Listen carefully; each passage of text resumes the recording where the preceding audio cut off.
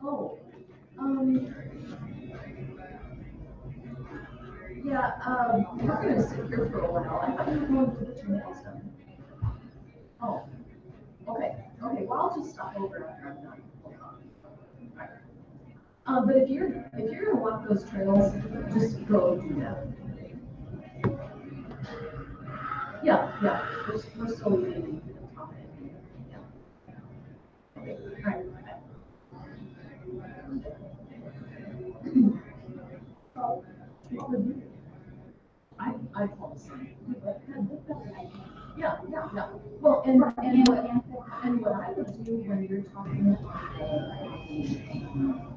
speaking, I, you could say, that's cool to say, what's her name? Hopefully Selena is there, and now she's looking and I was there, hoping everything's okay. And actually just say that. You could say it and, what I mean, in a nice way. Well, good afternoon to everybody. I'm actually doing one little thing here. You're probably going, why is he on his phone? I'm doing some math real quick. I'm going to give you a number. Give you a number real quick. Give me a number. This is right. 31. Remember that number 31. Hello, everybody, and welcome to the show. It's Explorers Expresso. Dan Vaughn with you. We're back live at Hawks here in Sergeant Bluff. Glad you are along. I've got I'm taking a new brew here, and I got to tell you, this is good. This is good. A little late start, not quite as late as yesterday because, I mean, what are you going to do after a walk off, right? I mean, what are you going to do? Going to sort of try to. A great win last night, wasn't it? Though it was. Um, We're the theme today. I'm going to try to pull up the highlight. Jason's right on. Great win last night. Let's get him tonight. Um, how do I say this? And I said this last night, and I don't think I quite made sense on the air. So I'm going to. By the way, I'm Dan Vaughn. I do the play-by-play voice of the Explorers. So again, we had this debate yesterday. Should you introduce yourself as voice of the team? I say yes. Most guys say no. Doesn't matter. Anyway, you know what? My camera is kind of wonky here. Let me change cameras. That's why it's wonky. There we go. Better camera there. Sorry about that. Um, my knee jerk last night during the game, and this was going on the ebbs and flows. When you had a lead, you blew it. And let me first put you where Fargo is. The Red Hawks right now don't have a starter for Thursday. We've been here. This is a place I'm familiar with. We've been this way several times this year. No starter for Thursday at the moment. One of their guys who gave us fits left his last start is probably going to, what I understand, probably going to miss the start tomorrow. Not 100% sure, but last night that sounded to be the case. So I'm going with what happened last night. Their ace slash pitching coach goes today, and they had a guy going last night that, you felt like you had a pretty good chance to get to, and he only lasted an inning. He didn't. He left us in discomfort. So there's that. Number two, they were coming off the road. You were home resting, which usually doesn't always bode well, but that's I don't I don't dive into that as much. To me, it's the second day, not the first day. It's always the second day in that you really get you kind of lose your ump. That's just me. Um, I don't subscribe to that travel theory too much. Everybody's got to do it. When you roll the ball out there, it's adrenaline. I know it's an excuse, but again, that was number two. Number three, you hadn't played this team at home yet this year. This is the first time you played them here at home was last night. And you got one more series there. You'd won two series. And here's the thing. If baseball math worked like it always should work, you'd be trailing in the season series, needing a sweep of series. Because you'd be down, let's just say they won both series, you'd be down 4 games to 2, having to win, three games here to go up, 5-4, and then hope like heck to win a game down there or up there, 6-4, and then at best case, tie the series. Right? That's the best you could hope for when you don't have the even because you have three series there, one home. So again, you're playing them for the first time at home. So that's the third thing. And the fourth thing is you're trying to get some traction in August. We talked about how the offense scuffled. They didn't hit real well in August, only hit 244. That was a league low. That was 30 points lower than last year. They hit 270 some odd. The ERA was really good, but the offense has scuffled in a big way. And we've talked about it in various forms of fashion. Steve Montgomery's told us in various forms of fashion, it's been a struggle. I mean, the struggle in Winnipeg was real. Kansas City, it was good pitching staff, and you scuffled there, and that's going to happen. But you won the series. See, and all those things sort of stacked up last night, and then you get to the ball game. You had a lead of 5-2. Austin Drury didn't have his normal stuff last night, and that's going to happen. I'm going to take Austin Drury every day. You give me a chance, I'm going to take him every time he gets out. I'm not going to look and go, oh my gosh. I've been in situations where a guy comes in the rotation, you're going, maybe, maybe not. In this rotation, I take every one of them every time, and I can't say that of anybody else in the league, but I take him every time out, and he just had a bad outing. It happens. He hadn't pitched real well at home, and that's fine. But he had a bad outing. That's fine. You tip your cap. Bullpen did some really good work, and they had some ups and downs. It's still a work in progress down there, I think. I think you're still trying to figure out what the order is going to be, who's going to be where, but everybody got a chance last night. It was 11 pitchers combined. So we get a 5-2 lead. You get the lead up.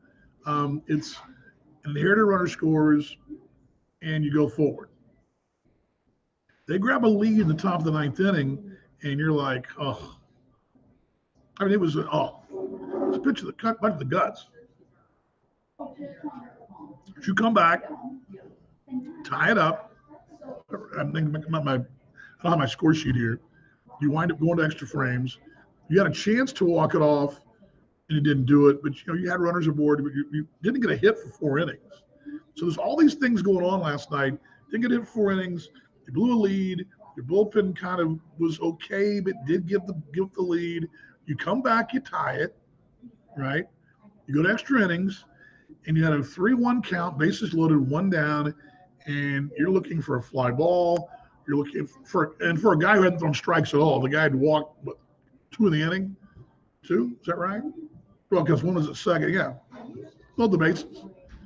You're a runner at third, and you're trying to get him home, and it's 1 out, and 3-1 count, which probably was ball 4. A lot on further review, ground a double play, and you're like, oh my God. And Steve Montgomery he just looked despondent, looking at the air, and you're thinking, okay, well, that goes that chance, because you'd stopped them at the 10th inning, right? You know, the 11th, you stop them again. Actually, I'm sorry, 11th inning, they get 2 runs, right? No, they get 1 run the 11th inning. That's what it was. 11th inning, they get 1 run. You come back, get 1 run. They get the 2 runs in the 12th, correct? Right.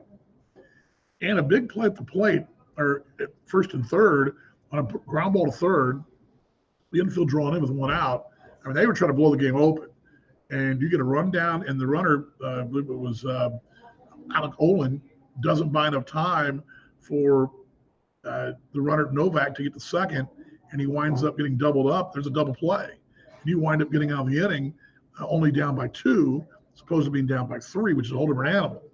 You go on and they're by this point, there's been 11 pitchers used. Their bullpen spent, your bullpen spent, and you had to hang with them, and you did get the walk-off winner. And I said last night, through all this going on, hey, whoever won this game was going to have a different perspective, right? If you're Fargo, you won the game and you burnt the bullpen, and you got to win. And you sort of, you'll work it out down the road, but it was a costly win, because Fargo's going to have issues going forward for a couple of days. That game last night would stretch them thin at the worst time. For you, a little bit as the case as well. But you got an off day Monday. You've got a little bit of help. You got a little more gas in the tank than they do down there at the moment. And I think from a perspective optically, I think the win's huge for Sioux City in the sense that A, you win a game at home against them. B, you lose that game last night, Sioux City's kicking themselves because you had chances in a bases loaded, 1 out. You can't get a run home. And you're going to be saying the same old story again. As a fan, I don't blame you. I'm the same way. Here we go again. Why can't we get a run home in third? What's our problem with that? Why can't we do that? Why are we blowing leads? Whatever those fandom knee jerks are, you get those because you don't lose the game last night. Optically, it's totally different. And so perspective-wise, I remember saying last night, it's a big game for both teams. This is one of those games you're going to struggle on the calendar going back, more so than really Friday and Saturday, which were big games too. But you have a 7-2 against them. It's Kansas City. I mean, you have the season series wrapped up, and you're probably not going to catch them anyway. Even an 8-game winning streak, you didn't make up much ground against them, right? You only made up like 2 games. The chance to catch Kansas City is pretty slim and none. Doesn't mean it won't happen, but you got to basically sweep them down there. That would help. They got to continue to be in the funk. That would help. But I don't think you worry about that. I think you worry about what you're trying to do now. And it's like Steve Montgomery said last night in the pregame show, with those 4 spots. Get yourself in the postseason. And I think I would add to that, get yourself in the postseason fully healthy, or as healthy as you can be. And I think that's the goal right here. Awesome game last night. Yes, it was. It was a big game, great game last night, Reggie. No doubt about it. No doubt about it. Matter of fact, your son was on the local Fox radio station yesterday. Really good interview. They were really happy with him. He was a really good kid. Really enjoyed him. I always appreciate when those guys will do that for me. Jump on the radio. It was a great one last time. Let me pull this on. Oh, sorry about that. Pull the screen off for you there. So, with that, I circled the calendar and tell you last night was huge. Last night was as big of a game. You don't get 2 wins for it, though, but you get one. But you get one very big win. And, again, we're talking baseball math here, trying to win 2 or 3 against a team that you've got to play again next week. And I just think that I'm not trying to read too much into it because you're not getting 4 wins for this one. But you lose last night, and you're going, gosh. And you might lose last night and win the next 2, and it's all forgiven. Right? But I just think that some of the things what I love about this team, and I think this is something I was talking to a fan about last night during the game, is the resiliency. At every turn, I talked about this a little bit last week, this team's rebounded. Remember, Winnipeg, disaster, just a total disaster. And you came out, won 2 or 3 against Kansas City. I take you back to the Lincoln series in Lincoln. That was a disaster. What'd you do next? You went out and won a couple road series.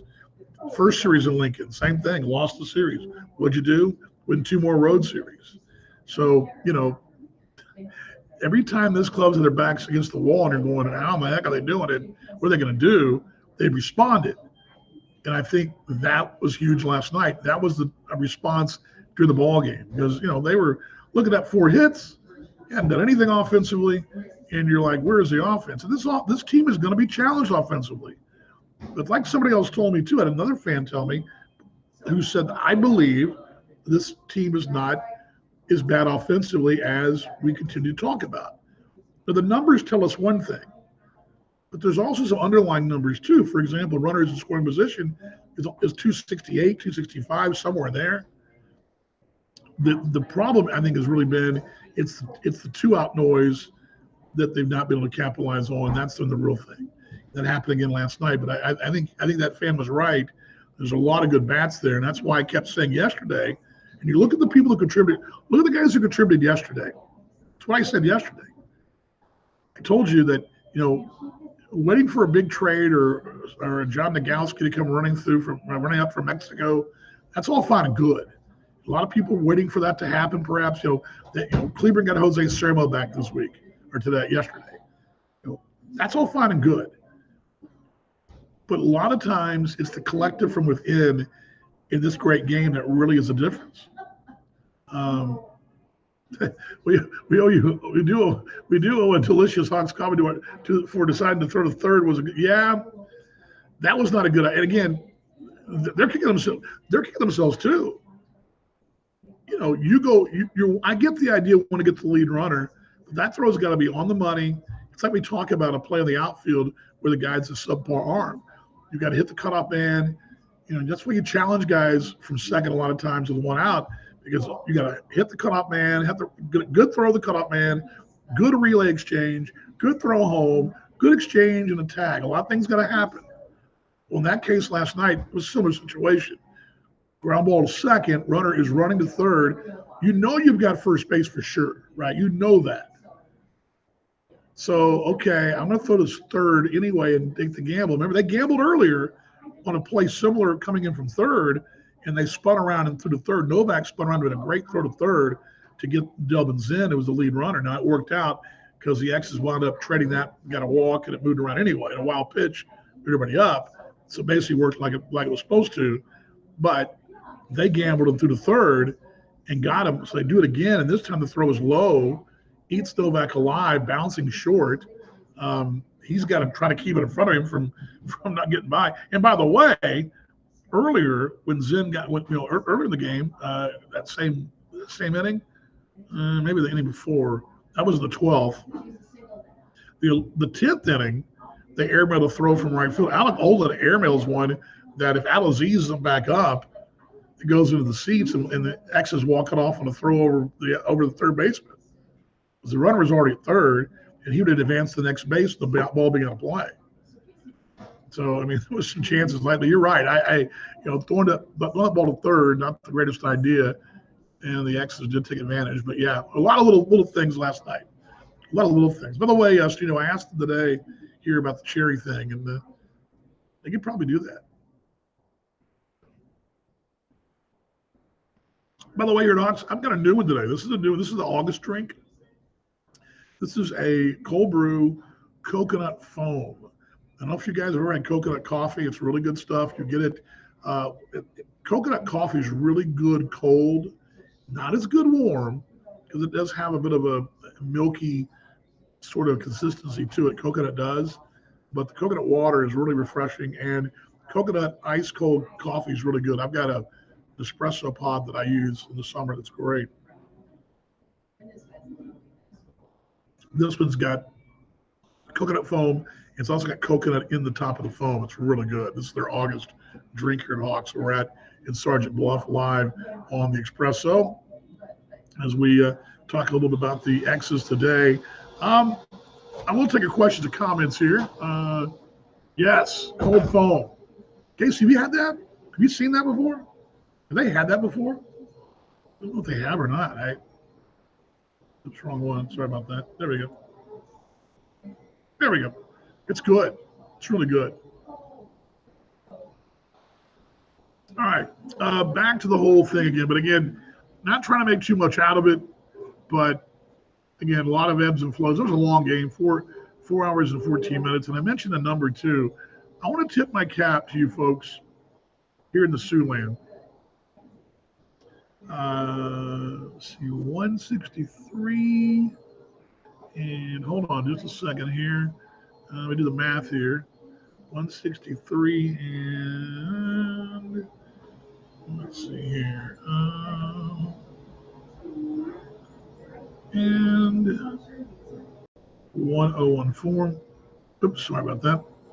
1063 minus 1014. The number is 49. 49. Metro Sioux City has, I'll get that in a moment here, Keith. Metro Sioux City has got about what is our population here? Look it up. I should know this, but let's just see here. Sioux City, let's see what our population is. Our population base is 85,000 in the city. Let's see what the metro area is. Let's see here. The county is 85,000. Population, we're the 407th ranked city in size. Our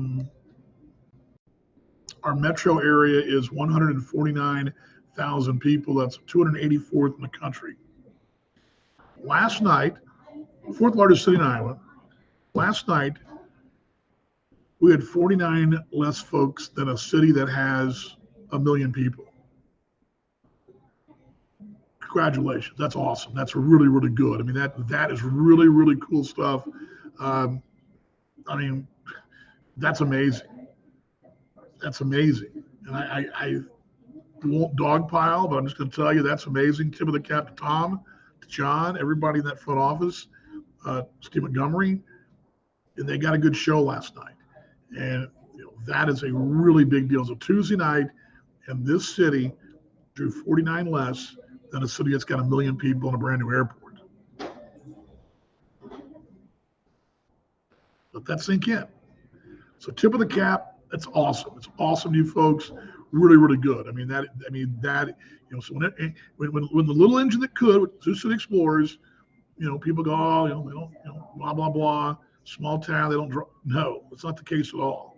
Proving a point once again last night that this thing is alive and well here. Alive and well. Thank you, Sioux City. Thank you, fans. Thank you, Exodus. Thank you, everybody been involved in it. That's huge. And just a tip of the cap. Okay, Keith says, who's hot player come to Gary? Really, Keith, the rotation. Solomon Bates, who you'll probably see Friday. Should you see Trenton Toplicar, who got hit in the head in Winnipeg, he would be in that category. And really the rotation for starters. Offensively, Matt Lloyd is a can't miss. He's been pretty. He had a 2-game hitless streak. But over the weekend, he had 2 big RBIs and a big RBI last night. I think he fits that mold. That would be the guy. That's the guy you're going to want to watch. It goes back to what I talked about earlier. Somebody asked this earlier, or I was saying this earlier. Look at who contributed last night. The guys we talked about. You had Vince Fernandez, I believe, had on base 3 times. Matt Lloyd had 2 RBIs, was on base 3 times. I believe that's right. And then Daniel Perez had 3 hits. And I talked about how the collective, waiting for the John Nogowskis of the world to show up, which is great. I hope he does, which he may or may not show up. Sometimes the help's going to come from within, just guys having better months, because you can't be down. You're not going to have guys batting, a buck whatever all year. They had a bad July. They're not going to have a bad August, a bad September. And I think that's a big key. So watching that, let's see here. Do you see the X as being, I don't know. This Jimmy Kerrigan thing's interesting. Jimmy Kerrigan, for you folks who know Jimmy Kerrigan, and Kevin, who does a great job with this week, the association. By the way, my camera's a little wonky here. Jimmy Kerrigan, center fielder, been this league a while, hit how many home runs he hit last year? 20. I looked this on the broadcast last night. Where was it? I still have it up here. I may have closed that tab. But let me just put it up here. Jimmy Kerrigan had it last night in the game, and I pulled his stats up. Not the Galaic football player. I want the baseball player. There we go. Kerrigan, former Twins farmhand. He hit 27 home runs last year, drove an 89 in 100 games, put 100 games with Kent County, hit 304.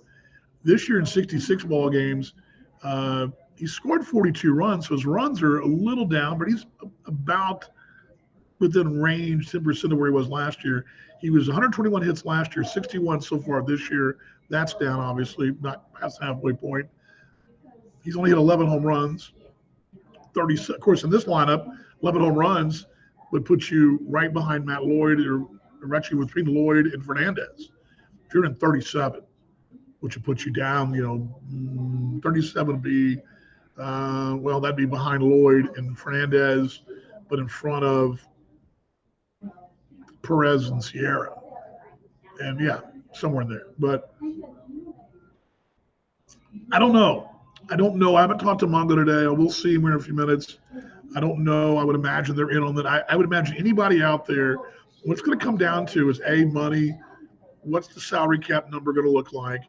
B, where does he want to play? C, does he want to play? And D, is he retired? I don't know.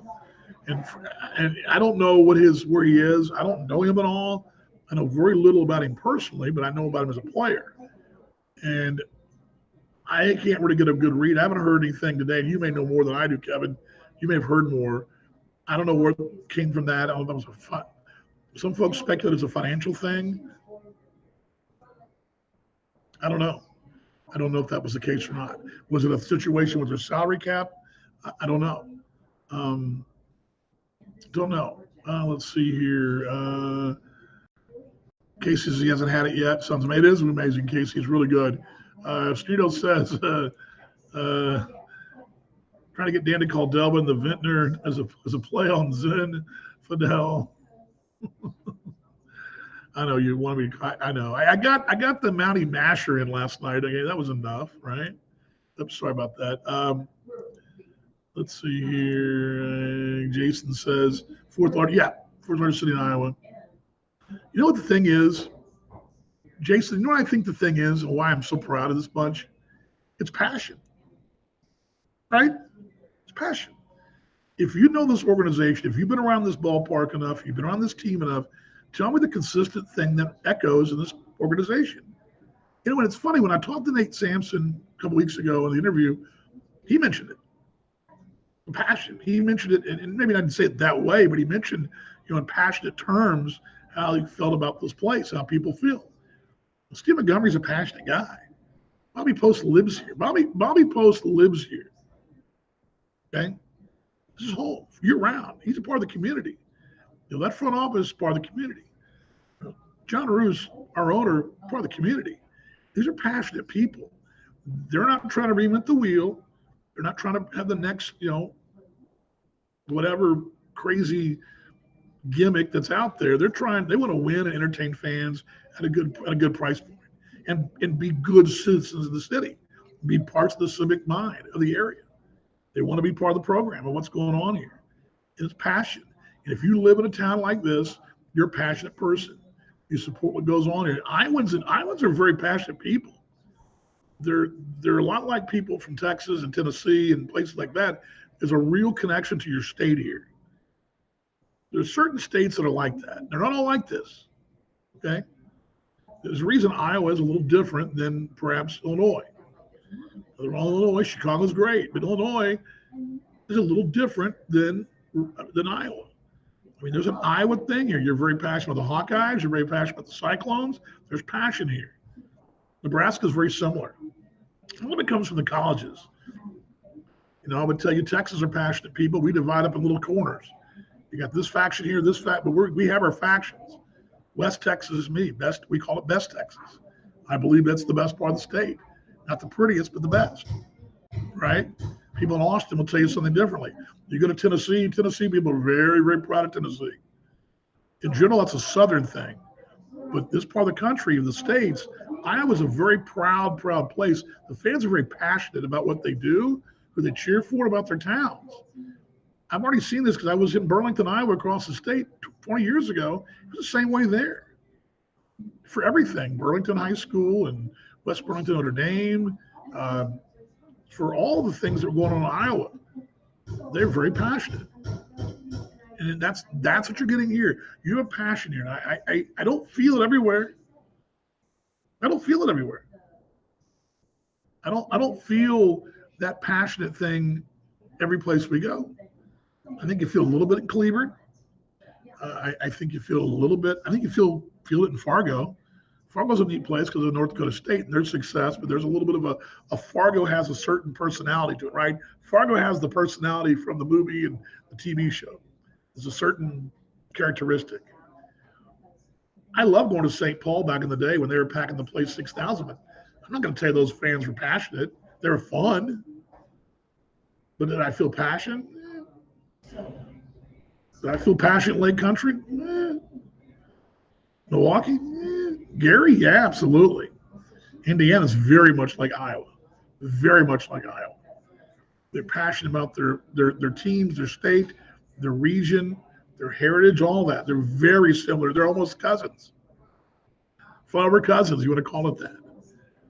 I mean, this is from a guy who's from outside, but I see it and I've lived in these places, so I know.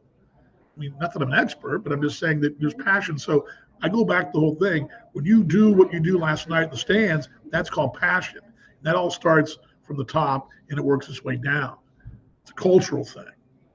And I don't know about you, but don't you want to go to work and go to battle and go cheer for somebody that's got passion? No, yeah, passion can be misguided sometimes. It comes off sometimes a little, little may rub so folks the wrong way. But I never heard passionate fans being bad. I never heard a passionate place being a bad place to live. No one ever says I don't want to live there. It's too passionate. I want to live in a place everybody hates each other. You don't get that here.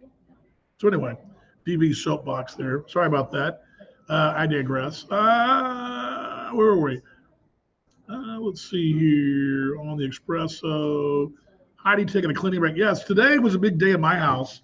My wife took the youngest to the airport, who now is probably on taxi on runway.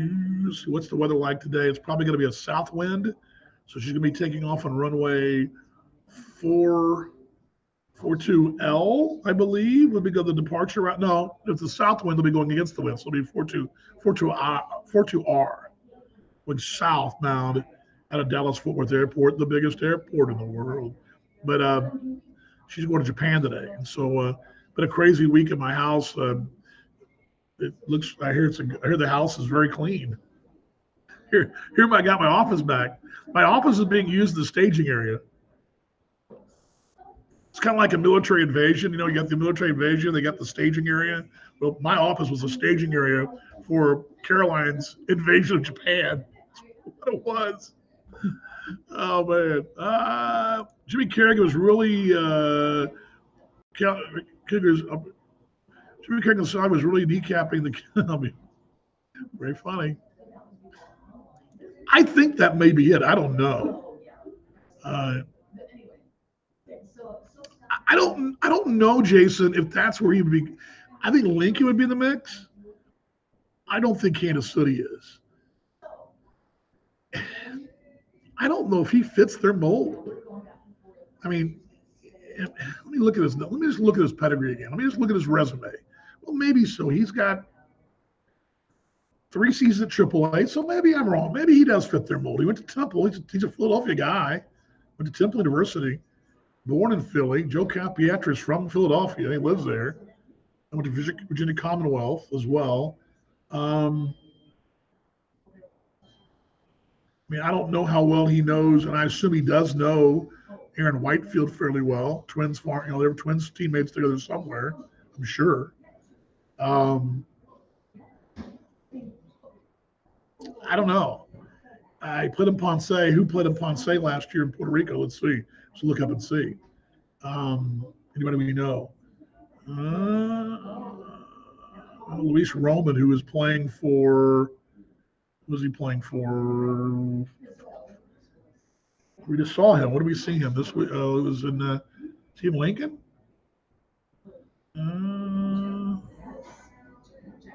J.C. Escada, the former Monarchs down there. I don't.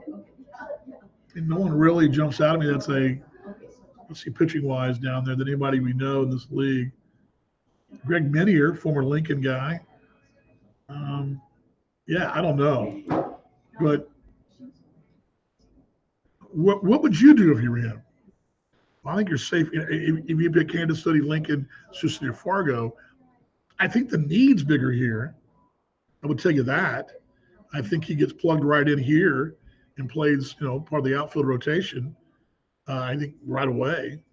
I don't know. You've got a center fielder there in Anderson. You have an outfielder in Anderson. You have one like him in Anderson, right?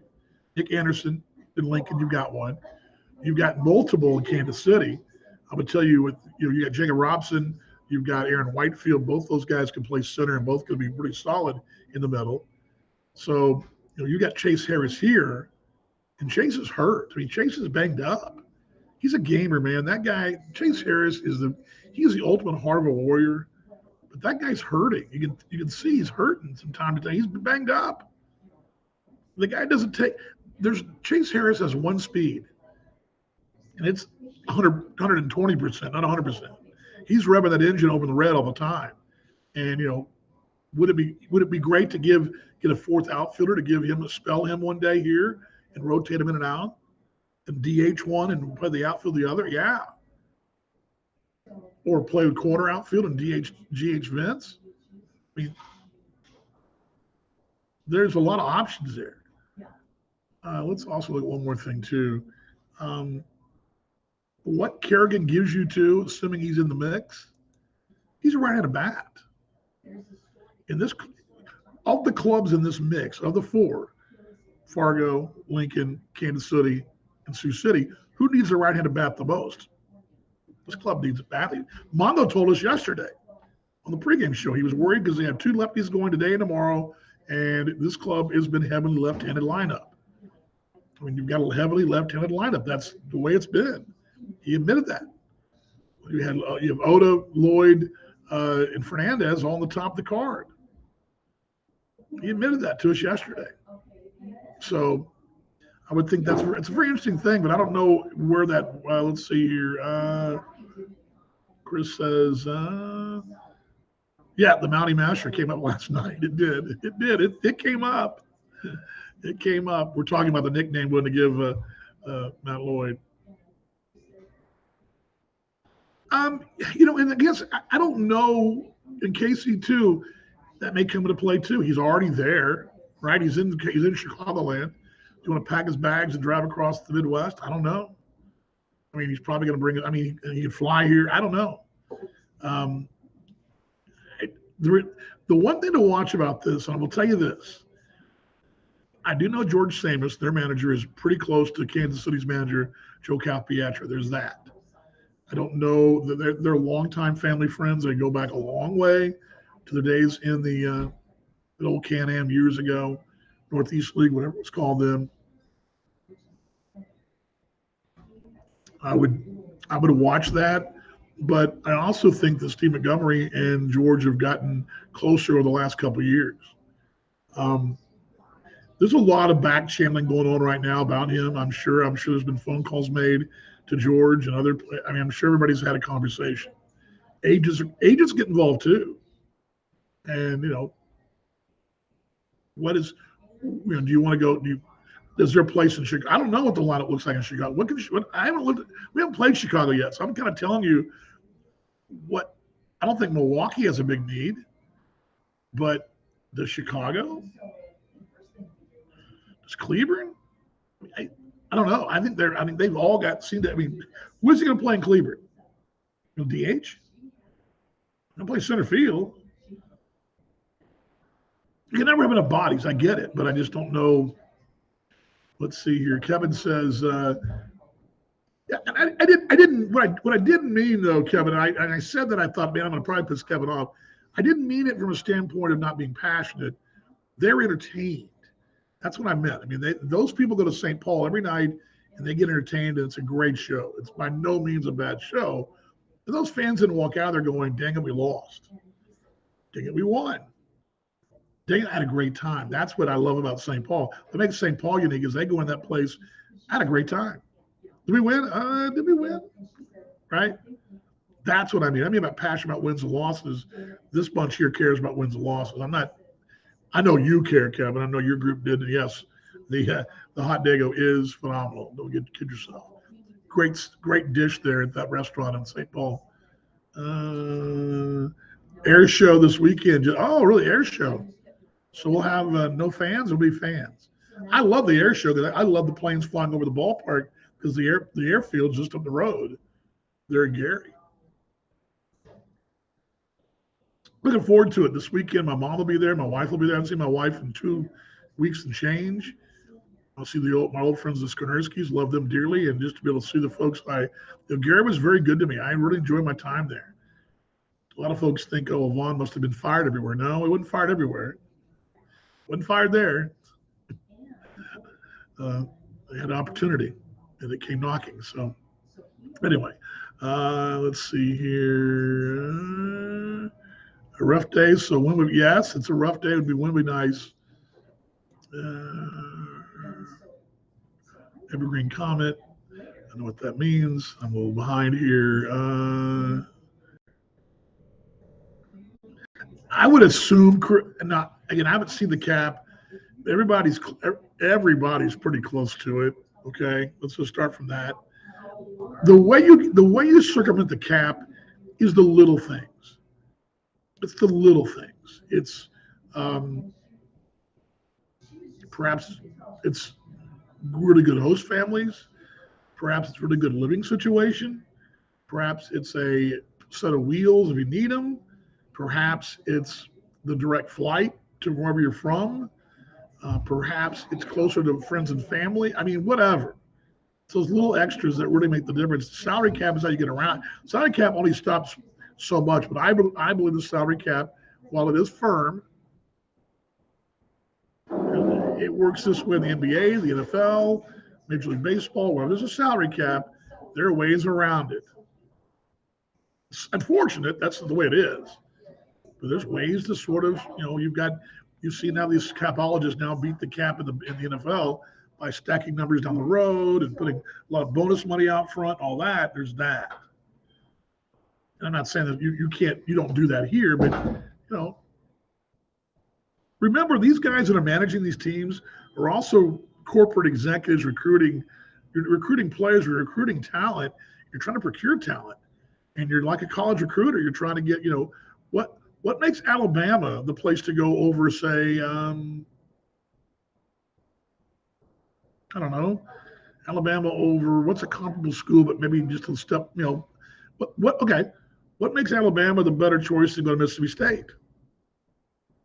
Well, obviously fandom, more money. They've got more NIL money, stadium, support, those things, those extras, those little extras. You're going to be seen more on your own more national TV games than this state is. I mean, they're all getting TV money. I'm not trying to clown this state, but I mean, they're not Alabama. And Alabama's got resources. It's like the University of Texas. The University of Texas has got resources that even though Nebraska is the University of Nebraska, the University of Nebraska doesn't have the resources the University of Texas does. Nobody does in the country. That doesn't mean you win, though, right? It doesn't mean you win because you have resources. Doesn't mean you have them. When's the last time Texas did anything? Was it when Vince Young was there? They've had a number of recruiting classes. A&M's a great example. Number of recruiting class last year, and they basically have a third of them are gone because the NIL money. They were all about the money. Again, you can circumvent things the best you can, but at the end of the day, recruiting these players is part of it. You can recruit all the players you want to. You can't put the lineup card together and coach them up and teach them up. It doesn't matter. At the end of the day, it's going to come down to those uniforms in the field, which ones are better, who pushes the right buttons.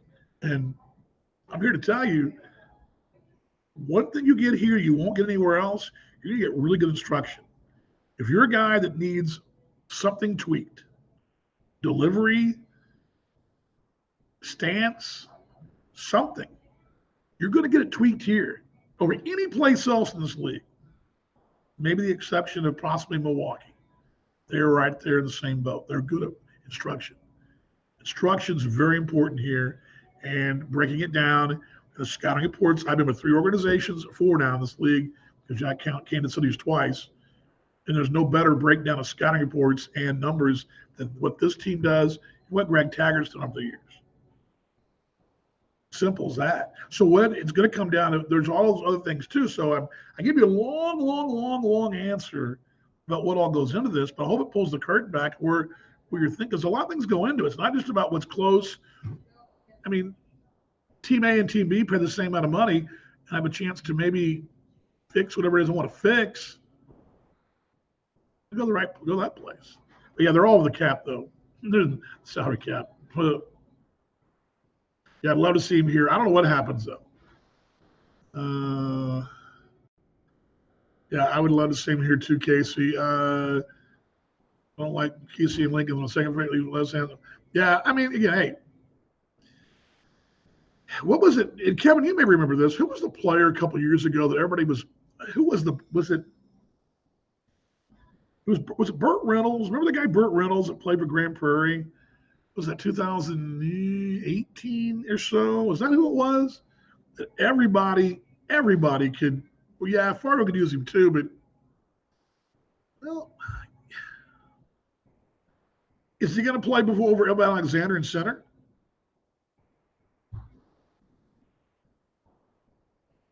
Plays right for sure. He could.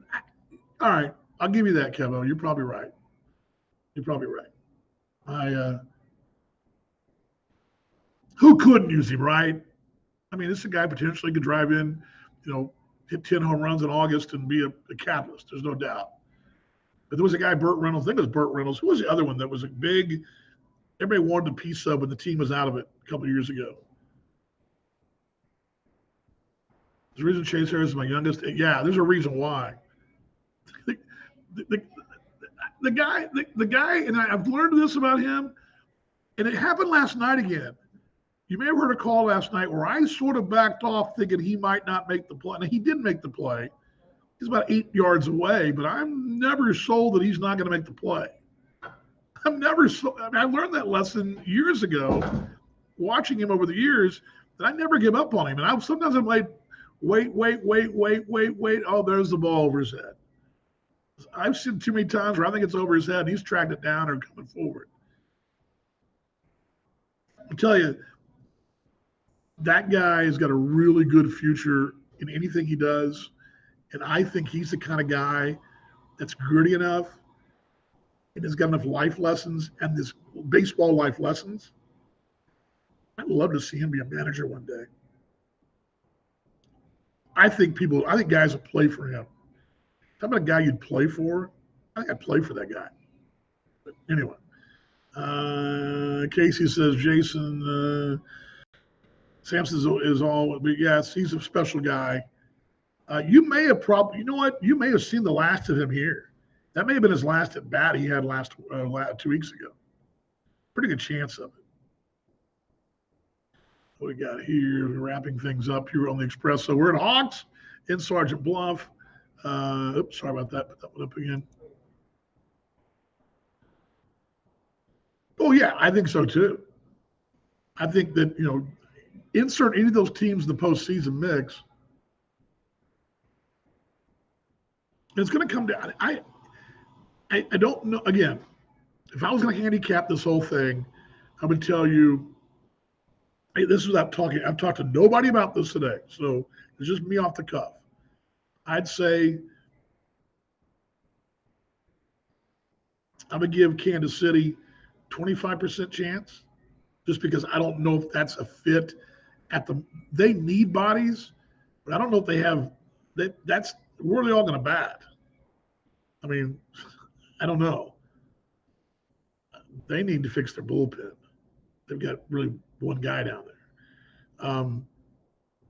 Two. I would say 25% there. I would say Sioux City maybe 30%. I would say Lincoln 30%. That gives you 30, 60, 80. And I would say Fargo at 20% in our division.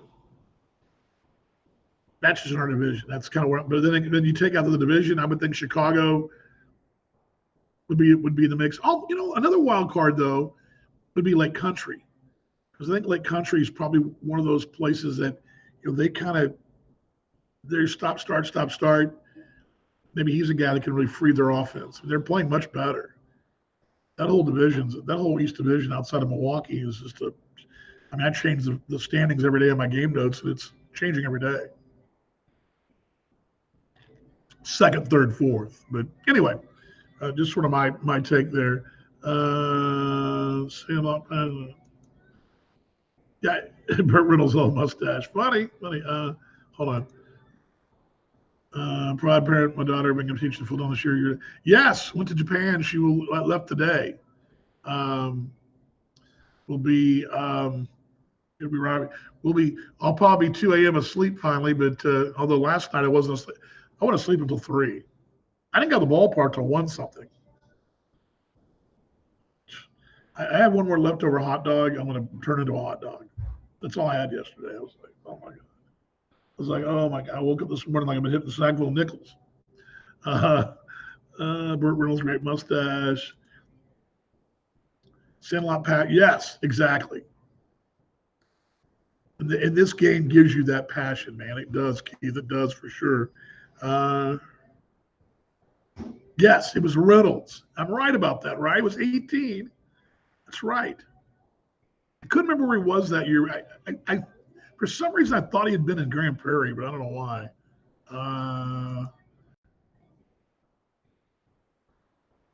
Hey, Nolan Lane came up on the broadcast, and I didn't know enough about him, but Bobby was telling me about him, and so was Mongo. Nolan Lane, for you folks, at one point was the all-time leader in hits for Sioux City for the whole organization. Back in 19 or 18, I believe it was, or the two, uh, Michael Lang passed him. And I didn't know this part of the story, but Nolan Lane came back in town for that not the day it happened, but the next day he was here for that weekend. They did a special honor for both of them, and they got a photo op and all that kind of stuff. And Bobby was telling me that he was a heck of a player. I knew very little about him.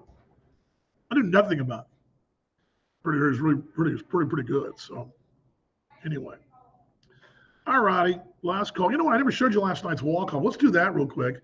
Might as well do that. I don't know why I didn't do it for you earlier. Let's do this. Let's do this. I didn't have the highlight from our crew, but I've got the highlight we put online, so we can do this. I hate to do it like this, but this is what we do. We were so late last night, and we didn't get out of there. I think Austin left about 12:40 or so, 12:30, something like that. And usually I get ahead on game notes, and I didn't get ahead on game notes. I'm starting from scratch today, which means I'll be dragging. I will be lucky to get them done by 5. And I'm not even going to stress it. I'm not going to stress today. Life's too short to stress today. I'm just going to get it done. If I do, I don't, fine. All right, here we go. Where is my window of these highlights?